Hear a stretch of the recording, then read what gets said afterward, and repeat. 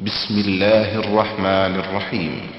ومن أحسن قولا ممن دعا إلى الله وعمل صالحا وقال إنني من المسلمين. بسم الله الرحمن الرحيم. الحمد لله رب العالمين الرحمن الرحيم مالك يوم الدين، ونشهد أن لا إله إلا الله ونشهد أن سيدنا ومولانا محمدا عبده ورسوله أرسله إلى الناس كافة بشيرا ونذيرا. أما بعد فإن خير الحديث كتاب الله وخير الهدي هدي محمد صلى الله عليه وسلم، وشر الأمور محدثاتها وكل محدثة بدعة وكل بدعة ضلالة وكل ضلالة في النار. أعوذ بالله السميع العليم من الشيطان الرجيم. بسم الله الرحمن الرحيم. يا أيها الناس اتقوا ربكم واخشوا يوما لا تجزي والد ولا يجزي والد عن ولده ولا مولود هو جاز عن والده شيئا إن وعد الله حق فلا تغرنكم الحياة الدنيا ولا يغرنكم بالله الغرور.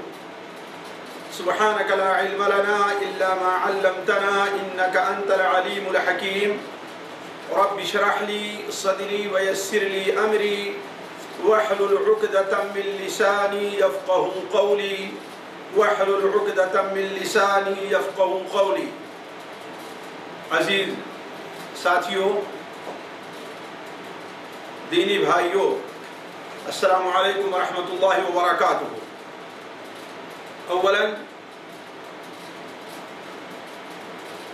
بڑی خوشی کی بات ہے کہ آپ لوگوں سے یہ ملاقات ہو رہی ہے.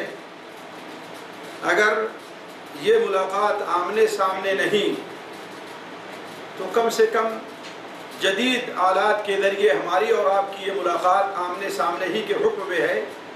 لہذا آپ لوگوں کو خوش آمدید. اور اس کا انتظام کرنے والے بھائی، خواہ عثمان بھائی ہوں یا ہمارے یہاں شیخ عبدالسلام اور میرے بچے ہوں، ان تمام لوگوں کا شکریہ. اس کے بعد ساتھیوں، اس پہلی مجلس میں اور اس مختصر سی مجلس میں مجھے آپ لوگوں سے چند باتیں کہنی ہیں. پہلی بات تو یہ کہ بحیثیت ایک مسلمان کے ہمارا اور آپ کا یہ ایمان ہے کہ یہ دنیا عارضی ہے. یہاں جتنا دن بھی انسان رہنا چاہے رہ لے، ایک نہ ایک دن اسے اس دنیا سے جانا ہے. اس کے بعد کی جو زندگی ہے اسی کو قرآن اور حدیث کی روشنی میں آخرت کی زندگی کہا گیا ہے. آخرت کی زندگی، اس میں پیش آنے والے امور پر ایمان لانا، یہ ہمارے اور آپ کے ایمان کا ایک جز اور بڑا اہم جز ہے. قرآن مجید کی پہلی ہی سورت میں، دوسری ہی سورت میں ہمیں اور آپ کو اس دن پر ایمان لانے کا حکم دیا گیا ہے. چنانچہ سورہ فاتحہ میں اللہ تبارک و تعالی فرماتا ہے مالک یوم الدین. یوم الدین یعنی بدلے کا دن، اس سے مراد آخرت کی زندگی ہے. اسی طریقے سے قرآن مجید میں جہاں دوسری سورت سورہ بقرہ میں جہاں اللہ تعالیٰ ارشاد فرماتا ہے ہدی للمتقین الذین یؤمنون بالغیب ویقیمون الصلاة ومما رزقناہم ينفقون والذین یؤمنون بما انزل الیک وما انزل من قبلک وبالآخرۃ هم یوقنون. اور آخرت پر وہ لوگ ایمان لانے والے ہیں. تو اس دوسری زندگی پر ایمان لانا ہمارے اور آپ کے ایمان کا ایک بڑا اہم جز ہے. اور اس کی اہمیت ساتھیوں اس قدر ہے کہ اگر کوئی شخص زندگی بھر اپنے سارے کے سارے اعمال اللہ تبارک و تعالیٰ کی رضا کے لیے کرے، جتنا مال کمایا ہوا ہے سارا کا سارا مال اللہ تبارک و تعالیٰ کے راستے میں غریبوں، مسکینوں، محتاجوں پر خرچ کر دے، لیکن اگر آخرت پر اس کا ایمان نہیں ہے تو قیامت کے دن وہ نجات پانے والا نہیں ہے۔ چنانچہ صحیح مسلم شریف میں حضرت عائشہ رضی اللہ تعالیٰ عنہا سے مروی ہے، وہ بیان فرماتی ہیں کہ ہم نے اللہ کے رسول صلی اللہ علیہ وسلم سے سوال کیا کہ اے اللہ کے رسول صلی اللہ علیہ وسلم، عبداللہ ابن جدعان بڑی صلہ رحمی کیا کرتے تھے، غریبوں، مسکینوں، محتاجوں کی مدد کیا کرتے تھے، حاجیوں کو کھانا کھلایا کرتے تھے، آیا یہ ساری ان کی نیکیاں کسی کام آنے والی ہیں یا نہیں؟ آپ صلی اللہ علیہ وسلم نے فرمایا لا یا عائشہ، اے عائشہ ہرگز نہیں۔ کیوں؟ اس لیے کہ اس نے ایک دن بھی نہیں کہا رب اغفر لی خطیئتی یوم الدین، اے اللہ تعالیٰ قیامت کے دن میرے گناہ کو معاف کرنا۔ یعنی علماء کہتے ہیں کہ اس کا چونکہ آخرت پر ایمان نہیں تھا، آخرت میں پیش آنے والے امور سے متعلق وہ اللہ تعالیٰ پر ایمان نہیں رکھتا تھا، اس لیے اس کی ساری نیکیاں، اس کے سارے کمائے ہوئے کام اللہ تعالیٰ کے لیے جو وہ کر رہا تھا وہ رائے گاں اور بیکار گئے۔ تو پہلی بات تو یہ ہے کہ ساتھیوں ہمیں اور آپ کو یہ ایمان رکھنا چاہیے کہ اس دنیا کے بعد ایک اور دنیا آنے والی ہے، جہاں پر ہمیں اور آپ کو اللہ تبارک و تعالیٰ کے سامنے حاضر ہونا ہے اور اپنے سارے کیے کا حساب دینا ہے۔ اسی کو ہم آخرت کا دن کہیں، قیامت کا دن کہیں، ابدی زندگی کا نام دیں یا جو کچھ بھی نام دیں۔ دوسری چیز جو مجھے آپ سے عرض کرنی ہے وہ یہ ہے کہ یہ دنیا جس میں ہم اور آپ بس رہے ہیں، اللہ تبارک و تعالیٰ نے ہمیں اور آپ کو صحت کی نعمت سے نوازا ہے، مال کی نعمت سے نوازا ہے، اور خصوصی طور پر ہم جہاں پر رہ رہے ہیں وہاں امن امان کی نعمت سے اللہ تعالیٰ نے نوازا ہے۔ یہ دنیا ساتھیوں دار العمل ہے۔ اس دنیا میں اللہ تعالیٰ نے ہمیں اور آپ کو اس لیے بھیجا ہے کہ ہم اور آپ عمل کریں، نیک عمل کریں، اللہ تبارک و تعالیٰ کی مرضی کے مطابق ہمیں اور آپ کو جو کچھ کرنا ہے کریں۔ ہم یہاں پر آزاد نہیں ہیں کہ اپنی مرضی سے جو چاہیں، جہاں چاہیں، جیسے چاہیں رہیں، نہیں، جو چاہیں کمائیں، جہاں چاہیں خرچ کریں اور جس طریقے سے ہم چاہیں صرف کریں۔ ہمیں اس کا اختیار قطعاً نہیں ہے، بلکہ ہمیں اللہ تبارک و تعالیٰ نے اس دنیا میں جو بھیجا ہے، یہاں ہمیں اور آپ کو زندگی دی ہے، اس دنیا میں ہمیں اور آپ کو بسایا ہے، تو ہمیں اور آپ کو عمل کرنے کے لیے بتایا ہے۔ چنانچہ اللہ تعالیٰ قرآن مجید میں ارشاد فرماتا ہے هو الذی خلق الموت والحیات لیبلوکم ایکم احسن عملا، اسی ذات نے موت اور زندگی کو اس لیے پیدا کیا ہے، زندگی کو اس لیے تاکہ دیکھے کون اچھا عمل کرتا ہے، اور موت کو اس لیے پیدا کیا ہے کہ جو عمل وہ شخص کر کے آیا ہے اس پر اسے کیسا بدلہ دیا جاتا ہے۔ اسی لیے قرآن مجید میں آپ دیکھیں گے جہاں کہیں بھی ایمان کا ذکر ہے وہیں پر عمل صالح کا بھی ذکر موجود ہے۔ اللہ تبارک و تعالیٰ نے فقط ایمان کے اوپر اللہ تبارک و تعالیٰ کی رضا یا جنت کا وعدہ نہیں فرمایا، بلکہ اللہ کے رسول صلی اللہ علیہ وسلم نے آپ پر جو قرآن مجید نازل ہوا ہے یا آپ کی جو حدیثیں ہیں، آپ صلی اللہ علیہ وسلم نے وہاں پر ایمان کے ساتھ ساتھ عمل کا بھی ذکر فرمایا ہے۔ چنانچہ سنن ابو داؤد میں ایک روایت ہے کہ نبی کریم صلی اللہ علیہ وسلم کے پاس ایک وفد آتا ہے، شاید یہ وفد طائف کا رہنے والا تھا۔ بعض صحابی آپ کی خدمت میں حاضر ہوتے ہیں اور کہتے ہیں اے اللہ کے رسول صلی اللہ علیہ وسلم، ہم ایمان تو لے آتے ہیں، ہم نماز بھی پڑھیں گے، لیکن آپ کے داعی نے ہم سے یہ بتایا ہے کہ ہمارے مال میں زکوٰۃ بھی ہے۔ جہاں تک زکوٰۃ کا تعلق ہے، اللہ کے رسول صلی اللہ علیہ وسلم، ہمارے پاس صرف 10 اونٹ ہیں، وہی ہمارے بچوں کا کھانا اور خرچہ ہے، ہم اس میں سے کچھ خرچ نہیں کر سکتے۔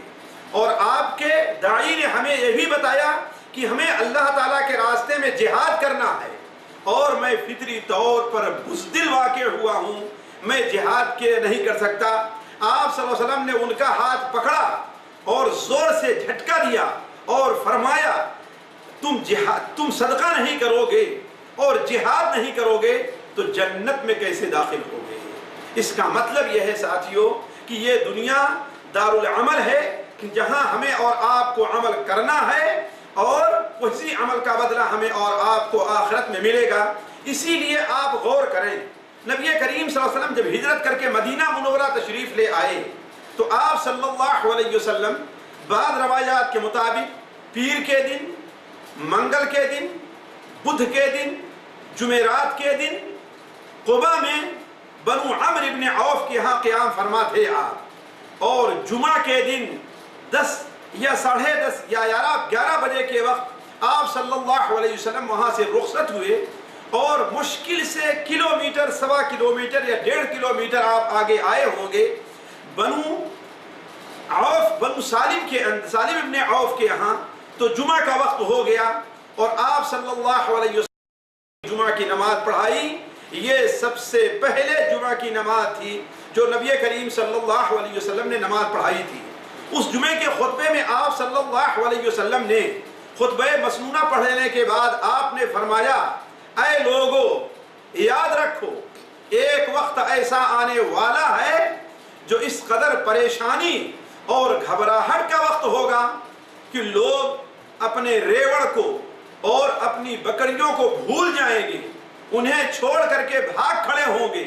اس وقت ہر شخص کو اللہ تبارک و تعالیٰ کے سامنے حاضر ہونا ہے، اللہ تبارک و تعالیٰ سے ہر شخص گفتگو کرے گا، اور درمیان میں کوئی ترجمان، کوئی ٹرانسلیٹر، کوئی ترجمہ کرنے والا نہیں ہوگا۔ اس لیے فَاتَّقُوا النَّارَ وَلَوْ بِشِقِّ تَمْرَةٍ، اے لوگو تم اللہ تبارک و تعالیٰ سے ڈرو، خواہ اللہ تعالیٰ کے راستے میں کھجور کا آدھا حصہ، یعنی اگر مکمل کھجور بھی کسی سے نہیں ہو سکتی ہے تو کھجور کا آدھا حصہ بھی صدقہ کر کے اس آگ سے بچنے کی کوشش کرو۔ ساتھیوں، عرض کرنے کا مقصد یہ ہے کہ یہ دنیا دارالعمل ہے، جو اس دنیا میں ہے اسے عمل کرنا ہے، اور جو بھی عمل انسان کرے گا اسے اس کا بدلہ ملے گا۔ تیسری بات جو اسی سے متعلق ہے وہ یہ ہے کہ ساتھیوں، اس دنیا کے اندر ہم اور آپ یا کوئی بھی انسان یا کوئی بھی چیز جو بس رہی ہے تو بسنے کے لیے مجبور محض ہے، اسے نہ اپنے جینے کا اختیار ہے، نہ اپنے جوان اور بوڑھے ہونے کا اختیار ہے، نہ ہی اپنے مرنے کا اختیار ہے۔ اس لیے اس سلسلے میں وہ مجبور محض ہے۔ لائی حیات آئی قضا لے چلی چلے، لائی حیات آئے قضا لے چلی چلے، اپنی خوشی سے آئے نہ ہم اپنی خوشی سے چلے۔ عرض کرنے کا مقصد ہم اور آپ اس دنیا میں کسی چیز کے مختار نہیں، اس ناحیے سے اپنی زندگی کے ناحیے سے نہ اپنی زندگی کے مختار ہیں اور نہ ہی اپنی موت کے ہم مختار ہیں کہ جب ہم چاہیں اس دنیا میں جب تک چاہیں گے زندہ رہیں گے اور جب ہم چاہیں گے اس دنیا سے چلے جائیں گے۔ نہیں، ایسا نہیں ہوگا۔ ہم اور آپ اس دنیا میں آنے کے لیے بھی اللہ تبارک و تعالیٰ کی مقدر کردہ تقدیر کے محتاج ہیں، اور جانے کے لیے بھی اللہ تبارک و تعالیٰ کی مقدر کردہ تقدیر کے محتاج ہیں۔ لہذا ان 3 باتوں کا ساتھیوں نتیجہ یہ نکلا کہ اس زندگی کو ہمیں اور آپ کو غنیمت سمجھنا چاہیے۔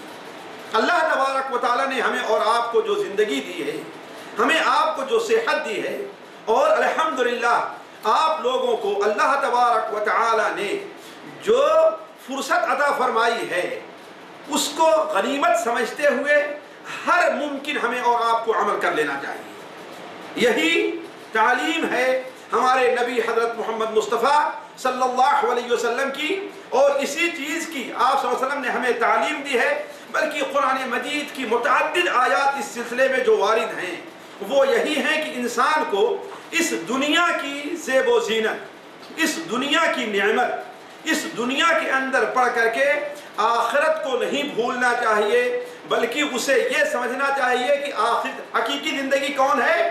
آخرت کی زندگی ہے۔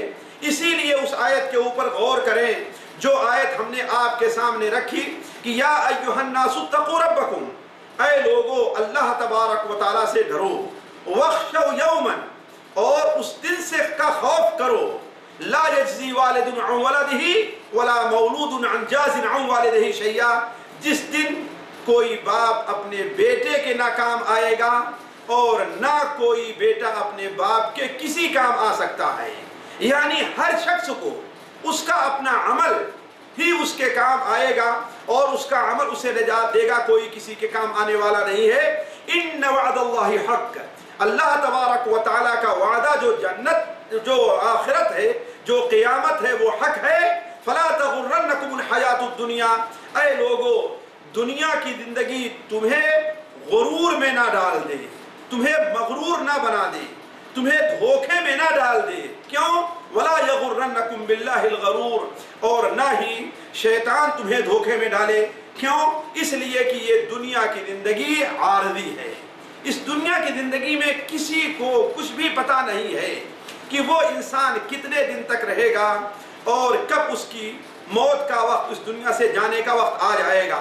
ساتھیو، ہمیں اور آپ کو اس نقطے پر ہمیشہ غور کرنا چاہیے اور اپنے سامنے رکھنا چاہیے کہ دنیا کی زندگی خواہ کتنی ہی لمبی ہو جائے، اس دنیا میں انسان کتنا ہی دن زندہ رہ لے، سال، 2 سال، 6 سال، 10 سال، 25 سال، 50 سال، 60 سال، جتنے سال بھی زندہ رہے، لیکن ایک وقت ایسا آنا ہے کہ اسے اس دنیا سے جانا ہے۔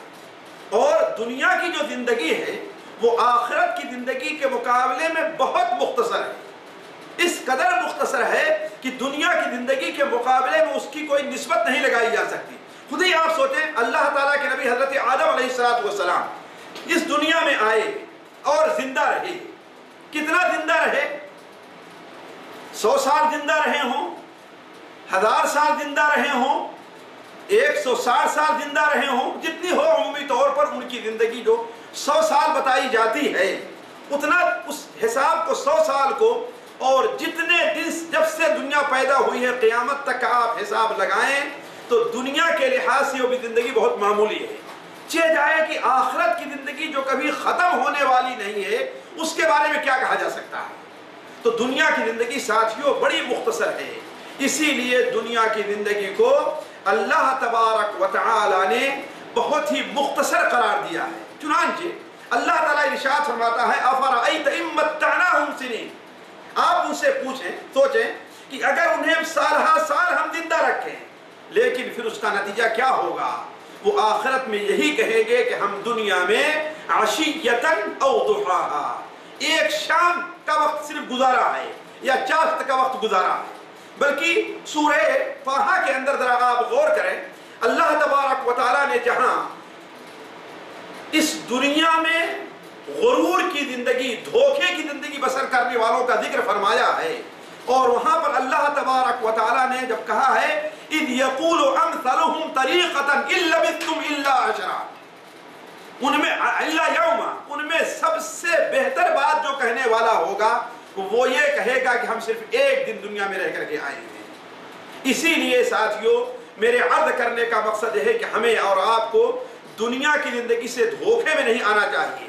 نبی کریم صلی اللہ علیہ وسلم نے مختلف مثالوں سے اس بات کو واضح کر دیا ہے کہ دنیا کی زندگی اللہ تبارک و تعالیٰ کے نزدیک بڑی ہی مختصر ہے اور اس کی کوئی اہمیت نہیں ہے۔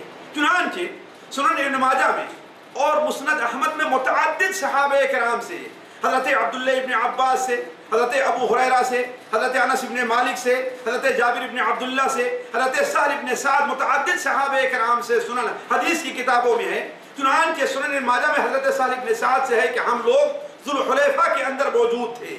ذوالحلیفہ جسے آج ابیار علی کہا جاتا ہے اور جہاں سے مدینہ منورہ کے لوگ احرام باندھتے ہیں، آپ صلی اللہ علیہ وسلم وہاں پر موجود تھے، آپ کا گزر وہاں سے ہو رہا تھا، تو آپ نے صحابہ کرام کی ایک جماعت کو لے کر کے آپ کا گزر ایک بکری کے مردہ بچے سڑ جانے کی وجہ سے جس کی ٹانگیں پھیل گئی تھی اس کے پاس سے گزر ہوا آپ کا، تو آپ صلی اللہ علیہ وسلم نے ارشاد فرمایا کہ یہ بتاؤ آیا اس بکری کے بچے کی کوئی اہمیت اس بکری کے بچے کے مالک کے نزدیک ہے؟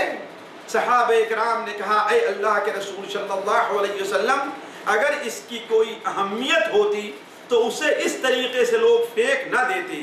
آپ صلی اللہ علیہ وسلم نے ارشاد فرمایا دنیا اللہ تبارک و تعالیٰ کے نزدیک اس سے زیادہ بھی حقیر ہے۔ اور پھر مزید آپ نے فرمایا لو کانت الدنیا تزن عند اللہ جناح بعوضہ، اگر دنیا اللہ تبارک و تعالیٰ کے نزدیک ایک مچھر کے پر کے برابر بھی ہوتی تو اس دنیا سے اللہ تعالیٰ کافر کو ایک قطرہ پانی کے لیے بھی نہیں دیتا۔ سوچیں آپ اللہ تعالیٰ کے نزدیک اس دنیا کی کس قدر اہمیت ہے، کتنی اہمیت ہے اس دنیا کی آخرت کے مقابلے میں۔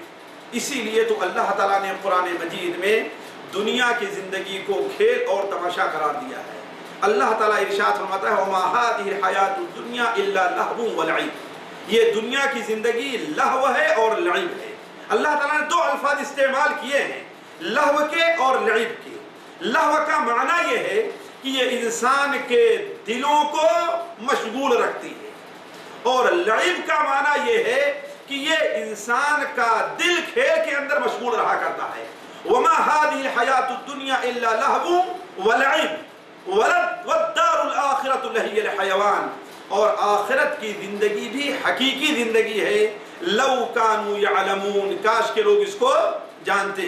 تو ساتھیو آپ لوگ، اللہ تعالیٰ نے آپ کو یہ فضل کیا ہے کہ مسلمان بنایا ہے، اللہ تعالیٰ نے آپ کے اوپر یہ فضل کیا ہے کہ آپ کو صحت دی ہے، اللہ تعالیٰ نے آپ کے اوپر یہ فضل کیا ہے کہ آپ جس جگہ موجود ہیں، شرعی اعتبار سے الگ مسئلہ ہے وہاں رہنے یا نہ رہنے کا، البتہ عام کتنے لوگ ایسے آپ کے ساتھی ہوں گے جو تمنا کرتے ہوں گے اور ہزاروں اور لاکھوں خرچ کر کے اس جگہ پہنچنا چاہتے ہوں گے اور آپ جیسے بننا چاہتے ہوں گے۔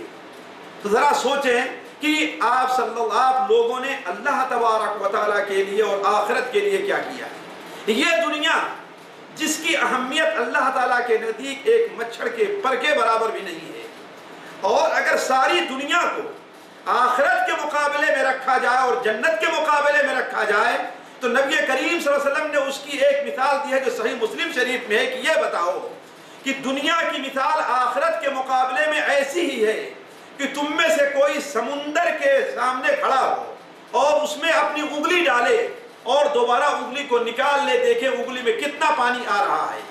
شاید اتنا پانی بھی ساتھیوں نہیں آئے گا جس سے ہمارے سوکھے ہوئے ہونٹ تر ہو جائیں، ہمارا سوکھا ہوا گلا اس سے تر ہو جائے، لیکن آپ نے فرمایا دنیا کی اہمیت اللہ تعالیٰ کے نزدیک آخرت کے مقابلے میں اس پانی کے برابر بھی نہیں ہے۔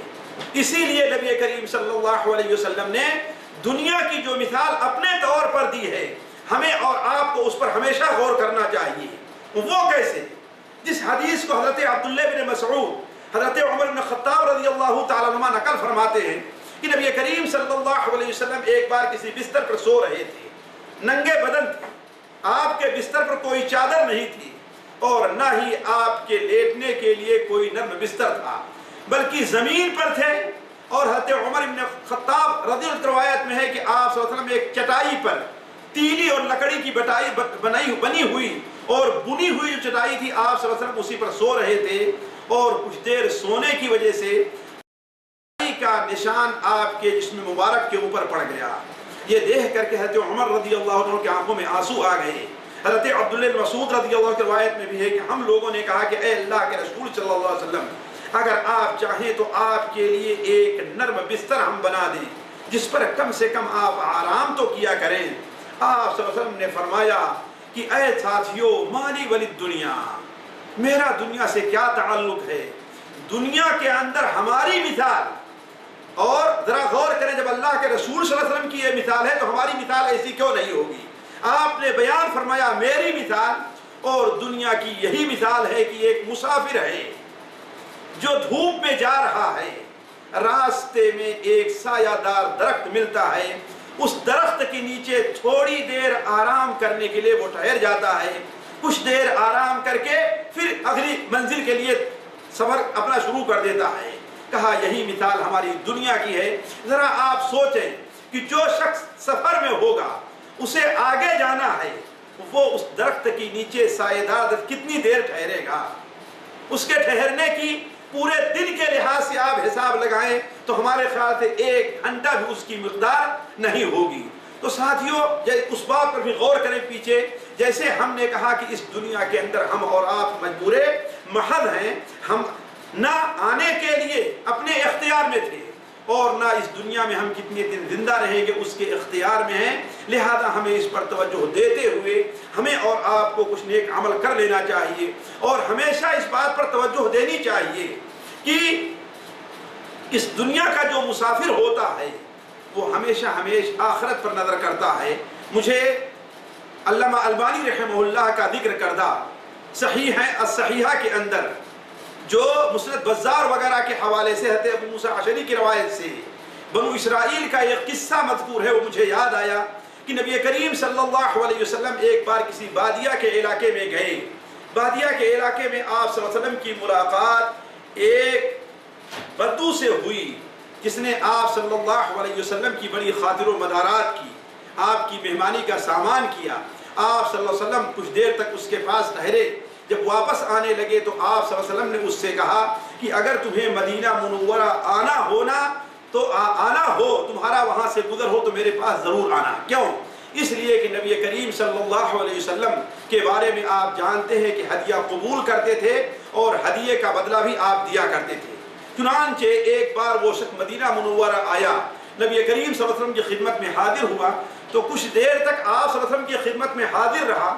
اس کے بعد جب واپس جانے لگا تو آپ صلی اللہ علیہ وسلم نے اس سے کہا کیا میں تمہاری کوئی خدمت کر سکتا ہوں، میں تمہاری کوئی مدد کر سکتا ہوں؟ تو اس نے کہا اے اللہ کے رسول صلی اللہ علیہ وسلم، صرف سوال ہے ایک اونٹ کا جو ہماری سواری کا کام دے اور ایک دودھ والی بکری کا جس سے ہمارے بچے دودھ پیا کریں۔ اس شخص کا یہ سوال کرنا تھا تو آپ صلی اللہ علیہ وسلم نے صحابہ کرام کو مخاطب کر کے فرمایا کہ اَيَعْجِزُ أَحَدُكُمْ أَن يَكُونَ مِثْلَ عَجُوزِ بَنِي اسرائیل۔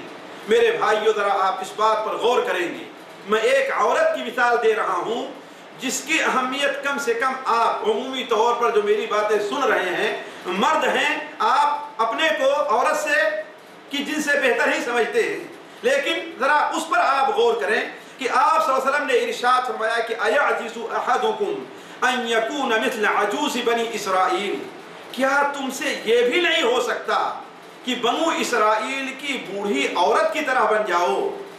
تو کیا آپ لوگ اس بات پر توجہ نہیں دے سکتے کہ بنو اسرائیل کی بوڑھی عورت جیسا کارنامہ آپ ادا کریں؟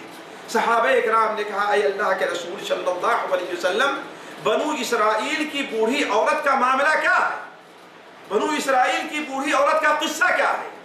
آپ صلی اللہ علیہ وسلم نے ارشاد فرمایا بنو اسرائیل کی بوڑھی عورت کا قصہ یہ ہے کہ جب آپ حضرت موسیٰ علیہ السلام بنو اسرائیل کو لے کر کے رات میں فرعون کے ظلم سے بھاگے اور انہیں ارض مقدسہ یعنی فلسطین لے جانا چاہے تو راستے میں جا رہے تھے کہ انہیں راستہ بھول گئے۔ بڑے بڑے لوگ تھے، بوڑھے بھی اس میں موجود تھے، لیکن رات کے وقت اب راستہ نہیں مل رہا ہے کہ کس طرف جائیں۔ سارے بنو اسرائیل کے لوگ پریشان ہو گئے۔ کیوں؟ اس لیے کہ صبح ہوتے ہوتے وہ فرعون کی پکڑ اور فرعون کے علاقے سے بھاگ جانا چاہتے تھے، لیکن راستہ بھول جانے کی وجہ سے سخت پریشان ہوئے۔ تو ان لوگوں نے آپس میں مشورہ کیا کہ آخر اس کی وجہ کیا ہے۔ ان میں سے کسی اللہ والے نے کہا کہ آپ لوگوں سے کوئی وعدہ خلافی اور کوئی گناہ کا کام ضرور ہو رہا ہے جس کی وجہ سے اللہ تبارک و تعالیٰ آپ کو راستہ نہیں بتا رہا ہے۔ تو اس بارے میں جب غور کرنے لگے تو ان کے بڑے بوڑھوں نے کہا کہ ہاں، حضرت یوسف علیہ السلام کا جب انتقال ہونے لگا تھا تو ان لوگوں نے وعدہ کیا تھا، ہم سے وعدہ لیا تھا کہ جب تم اس ملک سے جانے لگنا تو میری لاش کو بھی ساتھ لے جانا اور جہاں پر میرے باپ دادا کی قبر ہے وہیں پر مجھے دفن کر دینا، اس لیے کہ ان کا بنو اسرائیل کا اصل وطن فلسطین تھا۔ حضرت یوسف علیہ السلام چونکہ یہاں پر آ کر کے آباد ہو گئے تھے، جانتے ہیں ان کا پورا قصہ، اور اپنے والدین کو اپنے بھائیوں کو بھی بلا لیا تھا، اس لیے بنو اسرائیل کی آبادی یہاں بڑھ کر کے زیادہ ہو گئی تھی۔ تو جب واپس جانے لگے تو حضرت یوسف علیہ السلام کی لاش کو بھی ساتھ لے کر کے جانا تھا، لیکن اب پوچھا جانے لگا کہ آخر وہ لاش ہے کہاں؟ کسی کو پتا نہیں ہے کہ وہ لاش کس جگہ ہے۔ کیوں؟ اس لیے کہ قبر پرستی کی بدعت ابھی تک پیدا نہیں ہوئی تھی، لوگ قبروں کو پوجنا ابھی تک جانتے نہیں تھے، لوگ قبروں پر مجاور بن کر کے بیٹھنا، لوگ قبروں پر چادر چڑھانا، لوگ قبروں کی صفائی کرنا ابھی تک جانتے نہیں تھے۔ یہ چیز تو بہت بعد میں پیدا ہوئی ہے۔ تو چنانچہ جب کسی کو قبر کا پتہ نہیں چلا تو لوگ ادھر ادھر تلاش کرنے لگے، بوڑھے لوگ، پرانے لوگ جو تھے ان سے پوچھنے لگے، تو معلوم ہوا کہ ہاں فلاں خاندان میں جو بوڑھی عورت ہے اسے حضرت یوسف علیہ السلام کی قبر کا علم ہے کہ ان کی قبر کہاں ہے۔ چنانچہ حضرت موسیٰ علیہ السلام نے اس بوڑھی عورت کو بلایا اور بوڑھی عورت سے پوچھا کہ آخر حضرت یوسف علیہ السلام کی قبر کہاں ہے؟ تو اس بوڑھی عورت نے کہا، یہ ہے اصل محل شاہد ساتھیوں پورے قصے کا، اس بوڑھی عورت نے کہا کہ میں قبر کو تو بتلاؤں گی لیکن ایک وعدہ آپ سے لینا ہے، اگر آپ میرا وعدہ پورا کر دیں، اس کے لیے تیار ہوں تو میں قبر کی جگہ بھی بتانے کے لیے تیار ہوں۔ حضرت موسیٰ علیہ السلام نے کہا، آخر وہ وعدہ کیا ہے تمہارا؟ وہ کہتی ہے، ساتھیو یہی آپ صلی اللہ علیہ وسلم نے فرمایا تھا، کیا تم لوگ بنو اسرائیل کی بوڑھی عورت کی طرح بھی نہیں ہو سکتے؟ وہ کیا سوال تھا؟ اس بوڑھی عورت نے کہا، میں قبر کی جگہ تو بتلانے کے لیے تیار ہوں، البتہ یہ ضروری ہے آپ وعدہ کیجئے کہ جنت میں مجھے آپ کا ساتھ نصیب ہوگا۔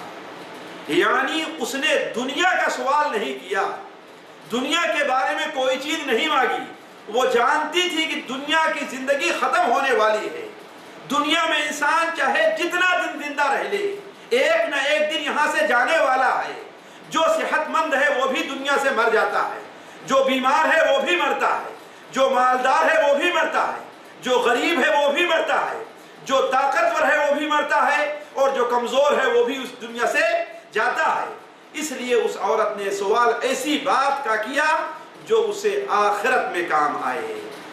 یہ ہے آخرت کی فکر ساتھیوں، یہ ہے آخرت کی طرف توجہ۔ تو حضرت موسیٰ علیہ السلام نے کہا، بھائی یہ تو میرے بس میں نہیں ہے۔ کیوں؟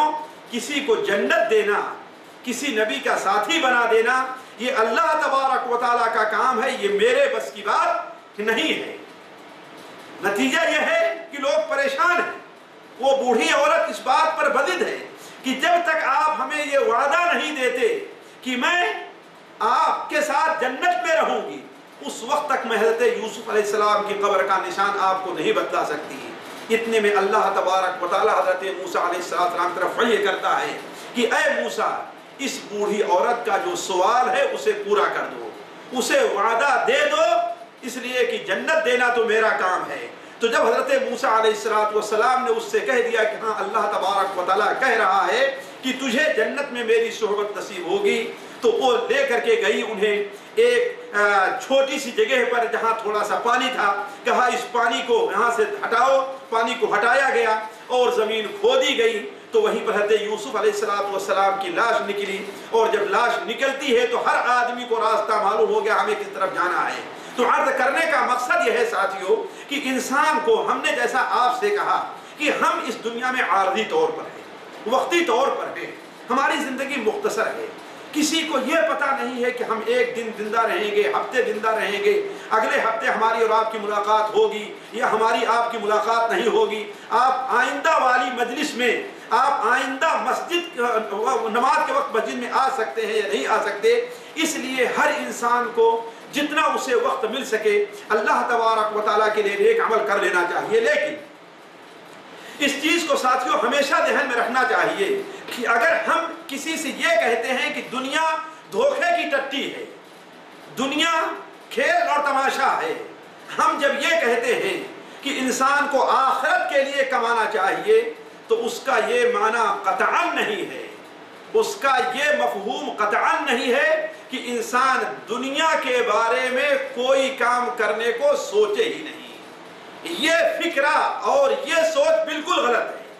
یہ قطعاً غیر مناسب ہے کہ انسان ہاتھ پیر دھو کر کے ایک کنارے بیٹھ جائے یا لوگوں سے بھیک مانگتا پھرے یا کسی خانقاہ میں بیٹھ جائے یا کسی مسجد میں بیٹھ جائے اور اپنی روزی کے لیے کچھ حاصل نہ کرے۔ یہ اسلامی تعلیم کے قطعاً خلاف ہے۔ بلکہ میں تو یہ کہتا ہوں کہ آخرت پر ایمان جس شخص کا جس قدر مضبوط ہوگا، دنیا حاصل کرنے میں وہ شخص اتنی زیادہ کوشش کرے گا۔ آخرت کے بارے میں جس شخص کا ایمان جس قدر قوی ہوگا، دنیا حاصل کرنے کے لیے وہ شخص اتنی زیادہ کوشش کرے گا۔ آخرت کے بارے میں جس شخص کا ایمان جس قدر مضبوط ہوگا، وہ دنیا کی تعمیر میں اور دنیا کی ترقی میں اتنا زیادہ حصہ لے گا۔ اور یہ تعلیم ہمیں نبی کریم صلی اللہ علیہ وسلم نے دی ہے۔ کیوں؟ مثال دیتا ہوں میں، ایک مثال دے کر کے اپنی بات ختم کرتا ہوں۔ دیکھیے، پہلی مثال یہ ہے کہ درخت لگانا، کھیتی کرنا، اس قسم کی چیزیں کرنا یہ دنیا کا کام ہے اور خالص دنیاوی کام ہے۔ لیکن ایک شخص جو آخرت پر ایمان رکھتا ہے، اس کا اس بات پر ایمان ہے کہ ہمارے نبی صلی اللہ علیہ وسلم نے ارشاد فرمایا ہے کہ اگر کوئی شخص ایک درخت کو بھی گاڑتا ہے تو اس سے جو کچھ کھایا جاتا ہے صدقہ دے کر کے، اس میں سے جو کچھ کوئی اس میں سے اگر کوئی درندہ بھی کوئی پھل کھا لیتا ہے، اس میں سے کوئی چڑیا بھی کوئی پھل کھا لیتی ہے، ان میں سے کوئی آدمی لے کر کے چلا بھی جاتا ہے، تو اسے ان تمام چیزوں کا صدقہ کا ثواب ملے گا۔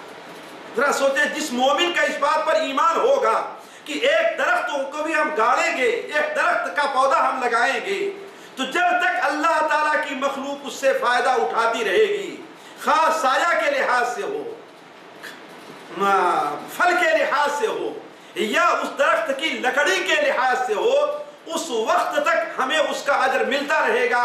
تو ایک مومن اس سلسلے میں کیسے کوتاہی کر سکتا ہے؟ اسی لیے نبی کریم صلی اللہ علیہ وسلم نے ہمیں اور آپ کو تعلیم دیتے ہوئے، جیسا کہ امام بخاری رحمہ اللہ اپنی کتاب الادب المفرد میں نقل کرتے ہیں کہ آپ نے بیان فرمایا، اذا قامت الساعہ، اگر قیامت قائم بھی ہو جائے، سور پھونک دیا جائے اور تم میں سے کسی شخص کے ہاتھ میں ایک پودا ہے جسے وہ لگانا چاہتا ہے، تو اگر قیامت قائم ہونے سے پہلے پودا لگا سکتا ہے تو پودے کو لگا دے۔ کیوں؟ اس لیے کہ اس کا کوئی نہ کوئی فائدہ ضرور ہوگا۔ یہ چیز آپ صلی اللہ علیہ وسلم نے بطور مثال کے دی ہے۔ حالانکہ قیامت قائم ہونے کے بعد کسی چیز سے مستفید ہونے کا کوئی فائدہ نہیں ہے، لیکن اسے آپ اس طریقے پر سوچیں کہ ہر انسان کی قیامت کب شروع ہوتی ہے؟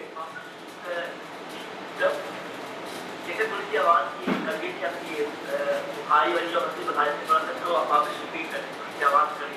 اچھا، امام بخاری رحمہ اللہ اپنی کتاب الادب المفرد میں، امام احمد بن حنبل رحمہ اللہ اپنی کتاب مسند احمد کے اندر حضرت عبداللہ ابن عمر رضی اللہ جی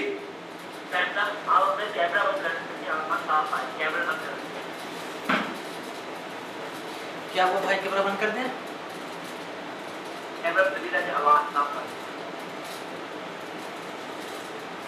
امام بخاری رحمہ اللہ اپنی کتاب الادب المفرد میں، امام احمد بن حنبل رحمہ اللہ اپنی کتاب مسند احمد کے اندر حضرت انس بن مالک رضی اللہ عنہ سے روایت کرتے ہیں کہ نبی کریم صلی اللہ علیہ وسلم نے ارشاد فرمایا کہ اگر قیامت قائم بھی ہو جائے، یعنی قیامت بالکل قائم ہونے والی ہے، آ رہی ہے، اور تم میں سے کسی شخص کے ہاتھ میں ایک پودا ہے اور اسے وہ لگانا چاہتا ہے، تو اگر اس سے ہو سکے تو قیامت قائم ہونے سے پہلے اس پودے کو لگا دیں۔